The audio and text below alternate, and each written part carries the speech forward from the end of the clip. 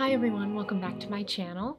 Today we are talking about something that I'm honestly surprised we haven't talked about yet, but that is familiars. So we're going to be talking about how animal companions can enhance your practice. So if you're familiar with my channel, you'll probably have seen quite a few of my familiars. I have 3 cats and I have a dog. Well, it's my sister's dog, but I live with my sister and her dog, so it's kind of my dog. And I consider all four of those animals my familiars in different ways. So again, if you're familiar with my channel, you might have seen one of my familiars in one of my videos. And we better get one of them in this video.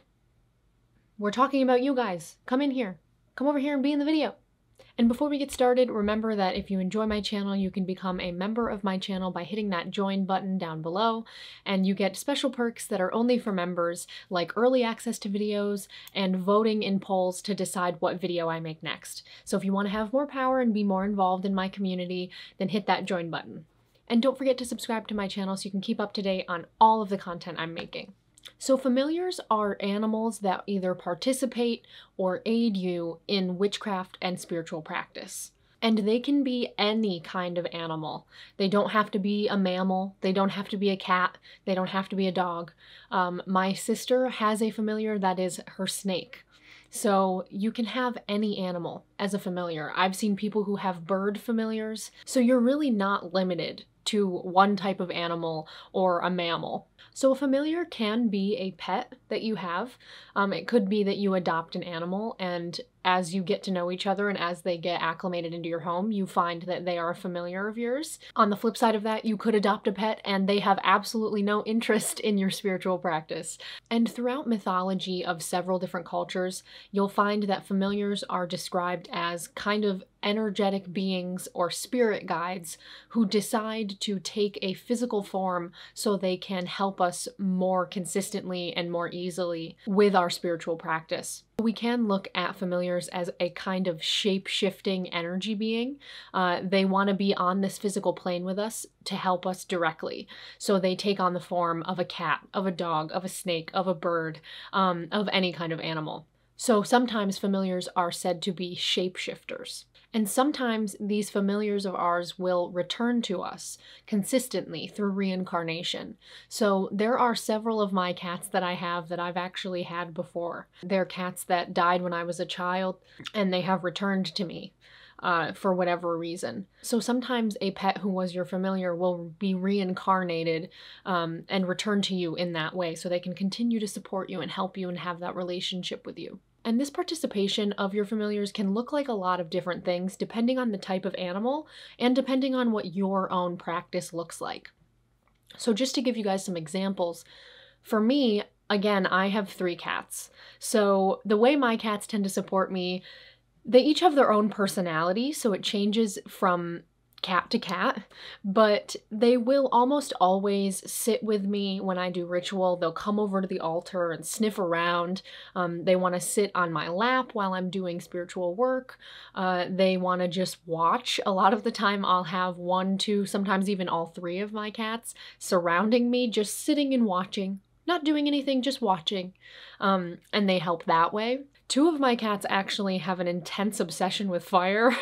It's kind of a problem where they will get so excited about candle flames that I actually have to pull them back and be like, no, don't put your face in the candle flame. I find that my cats, certain cats like certain things, at least for me. So my one cat, Glenn, she really loves to participate in honestly anything.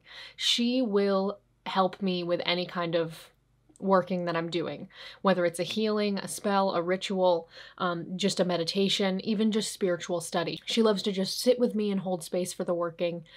She's actually sitting near right now, out of frame, sleeping. So she likes to just kind of be around what's going on. I've found that my other cat, Giles, he likes to participate in shamanic work. So whenever I'm doing a shamanic journey, he tends to show up. He really likes my shamanic drum. He loves the sound of it, so whenever he hears it, he comes running. And he, again, is one of my cats that likes to put his face in flames. So he's really excited about fire. And then my youngest cat, who I most recently adopted, Her name is Gretel, and she loves deity work. She is obsessed with, especially, my female deities. She's obsessed with Bast, she's obsessed with Lilith, she's obsessed with Hecate, and she's obsessed with Sekhmet. Gretel is also obsessed with Aphrodite. I have a altar to Aphrodite in my bathroom. Next to it is a window, and I have like a little cat windowsill seat right there, so my cat Gretel will jump up into that window seat, and then she will reach across to the Aphrodite altar and try to take stuff. So she's very strongly connected to feminine, the divine feminine. Whenever I do anything with Lilith or with Hecate, she's there, especially with Lilith. She absolutely loves Lilith's energy. I don't know if she was sent to me by Lilith or if she's supposed to help me to kind of foster my own feminine power, but she loves Lilith. And something that all three of my cats will do is just jump up on the altar. They jump up on the altar to find catnip, because I put catnip here for Bastet often, so they'll just jump up and eat a little bit of catnip. They jump up just to see what's going on the altar. If I have the remnants of a spell on my altar, they'll jump up and sniff around and figure out what's going on. They just love to jump up here and hang out. Sometimes I'll even catch a cat sleeping on my altar or just sitting there hanging out. And then to give some examples of animals who aren't cats being familiars, my sister's dog often acts as a familiar, especially when we walk. Whenever I walk my sister's dog, which I do twice a week, she will almost always lead me to an exciting find. So a lot of the time when I'm with her, we'll be walking along and then she'll insist on sniffing a certain area and I'll be like, okay, we can go. So we'll walk over to that area and she'll start sniffing, and then there's a beautiful owl feather. Or one time I even found a bone of an animal. So sometimes she brings me to things that my deities are wanting me to receive, whether they're feathers that are a message or feathers that are a gift or a healing tool or an ingredient for a spell or a ritual like a bone or another piece of an animal. She'll bring me to beautiful flower bushes where some flowers have fallen off so I can bring those back to Aphrodite. So she helps me to find the things that my deities and my spirit guides are sending my way, and she helps me to find spell ingredients, she helps me to find things to offer to my deities. So that is one way that she supports my practice. She also supports my practice a lot by helping me to give offering to Hecate specifically.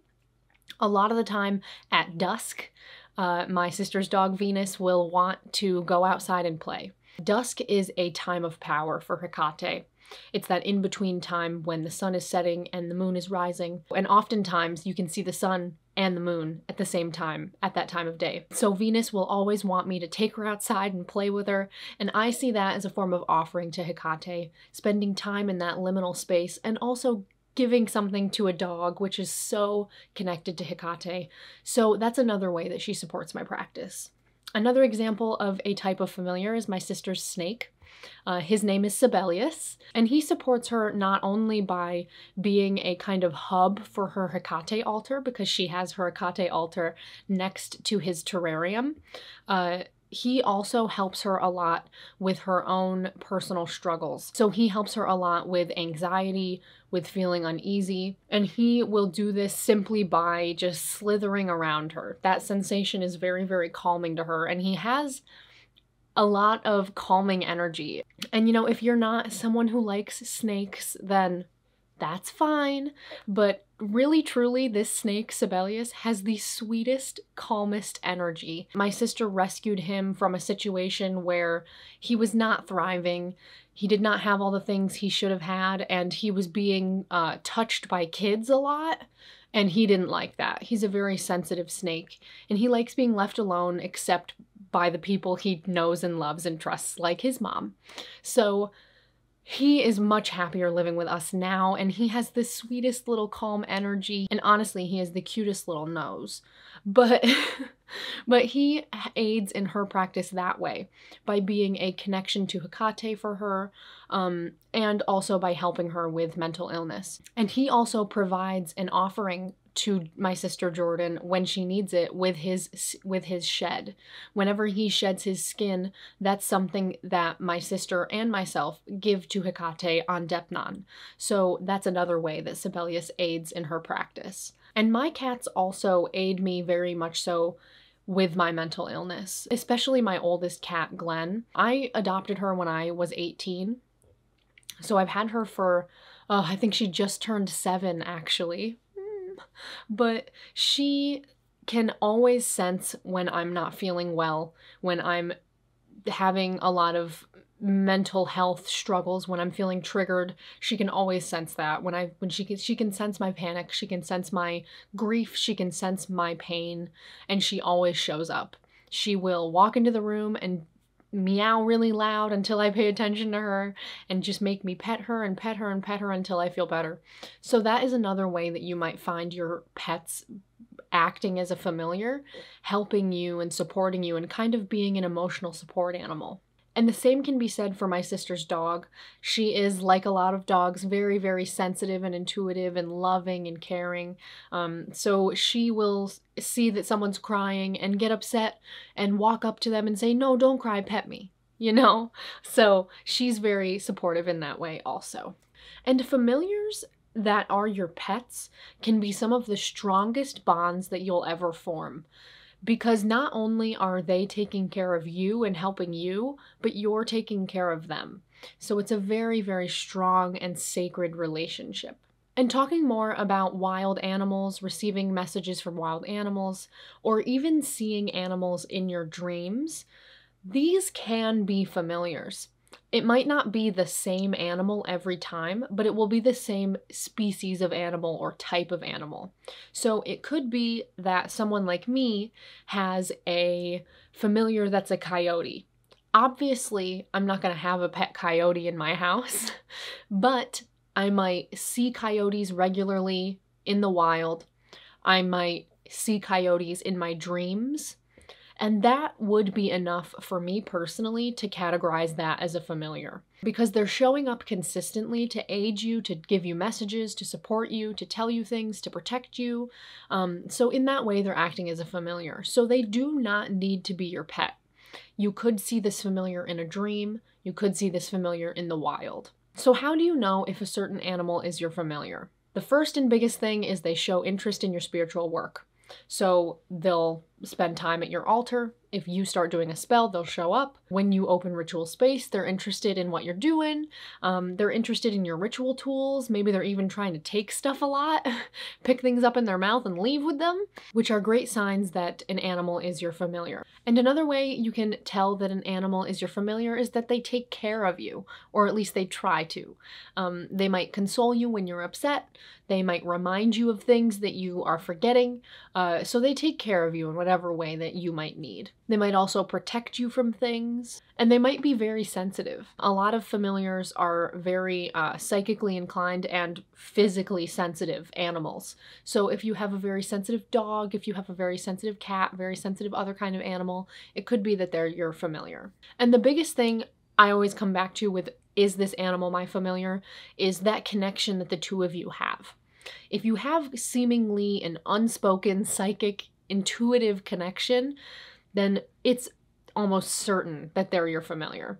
If they, on top of that, are interested in spiritual work, they're your familiar. Familiars can also be physical representations of spirit guides. So for example, my power animal is a snow leopard.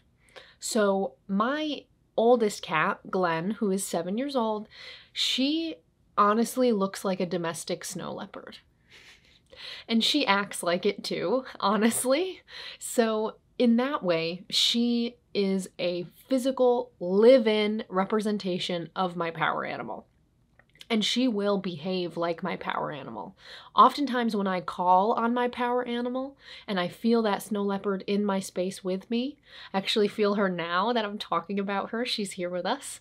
But a lot of the time, that will call my cat Glenn over to me, so she'll join also. She'll say, "Yes, you called, snow leopard." So familiars can also be a direct representation of your power animal, of a spirit guide. And something people ask a lot is, how do I get a familiar? You know, I want a familiar, how do I get one? And that's kind of a tricky question. But the way you get a familiar is they're just given to you. Oftentimes they'll find you in a very universe way where you're like, how did this happen? Other times your familiar will be presented to you in a way you didn't expect. Maybe you'll come across a stray animal on your daily commute, and you'll need to rescue them. And that's how you meet your familiar. Maybe someone you know, their pet will have babies, and then one of the babies will become your familiar. You know, you could go into an adoption of an animal thinking, this is what I want, this is my intention, and end up getting something a little bit different, but it ends up being perfect. So familiars can be presented to you in all kinds of ways. And again, you can't really force a familiar. Familiars will come to you when they're meant to come to you. You can ask your deities, you can say to your spirit guides or any energy beings that you work with, I really want a familiar to support my practice. And then set that intention with them, and then that could maybe get the ball rolling energetically within the universe to send you that familiar. So you can put that energy out there, and it will hopefully speed the process along. But familiars will find you when they're meant to find you, and it's not something that you can rush or force. So let's talk about some things you can do with your familiars and for your familiars. The first thing you can do is you can do protection spells for your familiars. I have done protection spells for all of my cats. Any cat I've ever had, I've done a protection spell for them. I have protections up in the area where my cats eat and where my cats have litter boxes, so those areas are protected. My oldest cat, Glenn, and I actually forgot about this until right now, but my oldest cat, Glenn, she is actually on the list of cats at the I think the British Museum of Natural History in the Bastet exhibit. She's actually, her full name, Glenn Prochaczky, is on that list of cats that are protected by BAST. So she's very strongly protected, but I've done protection for all my cats. I charge Bastet and Sekhmet with watching over my cats. Another thing you can do with your familiars is include them in your deity work. So you can do this in a lot of ways, depending on the animal and depending on the deity. So you get creative within your own practice. But for some examples, I work a lot with cat goddesses, and I have 3 cats. So the way I include them in my deity work is again by charging those deities with protecting my pets, but also by giving offering to Bastet and Sekhmet that my cats can consume on behalf of them. So I will use my cats to give offering to my deities. So it's kind of like they're participating fully with me in the offering process. So think of ways like that you can include your familiar in your deity work. And it's similar with, you know, my sister's dog Venus. I include her in my deity work with Anubis also, not just Hecate. So I listed before the ways I include her in my practice with Hecate. But with Anubis, I also include her because she is a dog and Anubis is a jackal. So she has a strong connection to Anubis as well. And I even have a photo of Venus on my Anubis side of my altar. So if you don't already work with a deity that is associated with the type of animal that your familiar is, then you can maybe research what deities are associated with this animal and begin to foster a relationship with them if you don't have one already. You can also do things with your familiars like have them choose things for you. There are a lot of videos of cats choosing crystals or choosing tarot cards, so you can do things like that, include them in those things, have them choose things for you. You can also have your familiars bless things for you, and you can simply do this by having them sniff it, or a lot of the time if you have a very enthusiastic familiar, they'll take it from you and rub all on it and play with it for a bit, and that's a blessing. So you can have your familiars bless your ritual tools, your items, and one of the biggest ways that I include my cats in my spiritual work is in my healings, especially when I'm doing healings on other people. They will often jump up on the healing table and lay on the person, lay between their legs or lay on their stomach or lay on their lap, and they will just hang out for the healing. So my cats are strong healers as well, especially my lady cats, Gretel and Glenn. They love to participate in Reiki and shamanic healing sessions. And one other thing I want to say about familiars is make sure when you're working with an animal to always research things before you do them. Animals are different than us in digestion, in processing of things, so they cannot always eat things that we can eat. They can't always be around things that we can be around. Certain things are toxic to certain animals and not to others and not to us. So really research anything you're going to do with an animal before you do it to make sure you're not going to cause any harm to the animal, especially if they're your pet. You know, that's really stressful and scary if you give your pet something that they shouldn't have and then you have to go to the vet and it's a whole fiasco and you feel guilty. So always research, always make sure that what you're doing is safe. There are a lot of human foods that can very easily kill a dog or a cat or any other animal, so always look up a food before you give it to a cat or a dog or any kind of animal that you have as a familiar. Also be aware of how dangerous salt can be for animals, especially if you have an animal that will just put anything in their mouth, which is most animals. If a cat licks a bunch of salt, it can be very detrimental to their health. Similar for a dog, too much salt can really impact a lot of different animals. So if you're using salt in your practice, be sure to be present while you're using the salt to make sure that none of your animals are ingesting it, and clean it up after so you don't have any problems. So that is all the information that I have to share with you all about familiars. I hope that this was helpful. If you enjoyed this video, give it a like and don't forget to subscribe to my channel so you don't miss any of my future content, and maybe even join my membership club so you can get all the special members only perks. Thank you so much for watching, and I will see you soon. Blessed be.